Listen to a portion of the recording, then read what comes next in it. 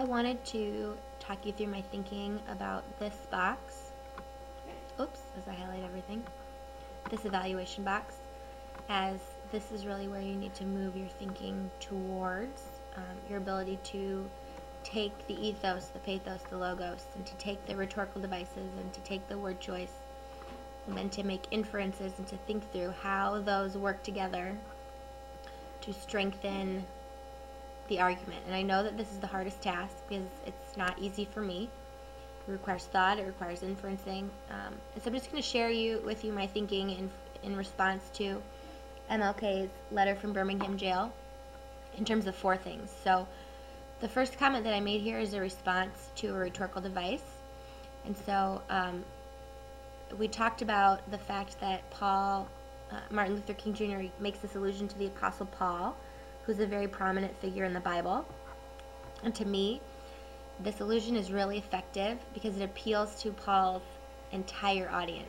So he's writing to church leaders who you're going to be hard-pressed to find a church leader who does not know who Paul is. So he makes this very relevant reference to a person that they would all be familiar with, and not only that they're familiar with, but you're talking about church leaders, you're talking about people who want to be more like Paul, who aspire to have a character like Paul. And so to compare himself to Paul is to compare himself to a figure that everybody knows and everybody aspires to be more like, which strengthens the ethos, that it's a good thing. You should want to be more like Paul, just like I am.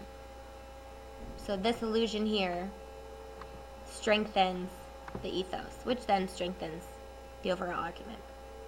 Then this statement here comes from what we talked about in terms of the ethos, pathos, and the logos, where we looked at the reasons that MLK gave. And so if you remember, the first reason was logos. It was very straightforward.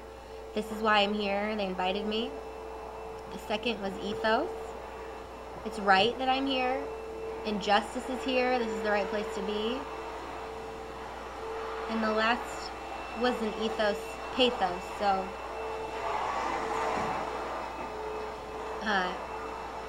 he adds in the pathos to the ethos at the end. And to me, he's really building on the argument. It wouldn't have been as effective if he ended with the logos, because that's boring. You don't want to end something with matter of fact. You want to end with passion, with the power. And he does that. He adds in the pathos in the end. And so the fact that his reasons build in terms of ethos, pathos, logos, to me is very effective. And it ends with what you remember what he says at the very end instead of what he says at the beginning.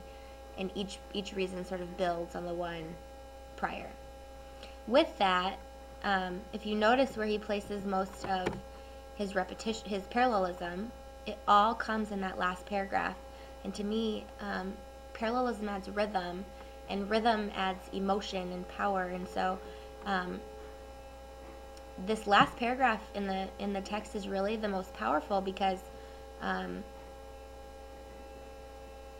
he's using these rhythmic statements to emphasize that we need to have this emotional response. We need to be involved, not only because it's the right thing to do, but because we are already involved, and because we already have this connection, because we're all people of this same country. And so he uses this parallelism. Really, he builds rhythm, he builds strength to really drive home that last point, which is very effective in use of pathos.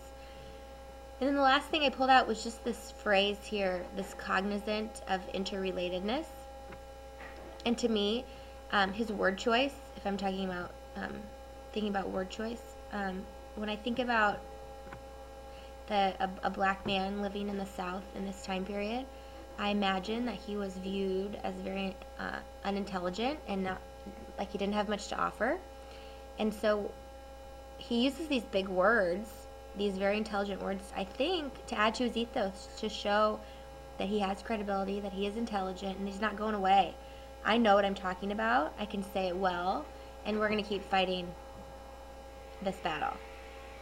So those are the kinds of connections that I'm asking you to make when I ask you to make these evaluations.